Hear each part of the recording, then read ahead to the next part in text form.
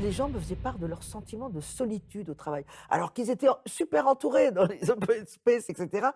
Ils me disent: «Je me sens seul. Je crois que je suis seul à ressentir ce que je ressens. J'y arrive pas alors que les autres y arrivent, très bien». Tout le monde me dit la même chose. Le lien de subordination, en raison de l'individualisation, de la personnalisation de la relation de chacun à son travail, est devenu comme une véritable laisse autour du cou de chacun. Ça, c'est vraiment, le b.a.-ba, je dirais, de toute relation, salariale capitaliste, asseoir légitimement une emprise et une domination. Donc c'est les déposséder de leur savoir, de leurs compétences et de leur expérience.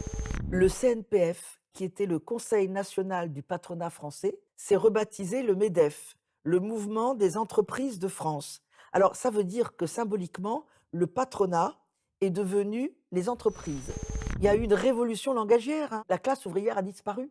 Le mot d'ouvrier a disparu. On les a remplacés par les opérateurs, par les conducteurs d'installation.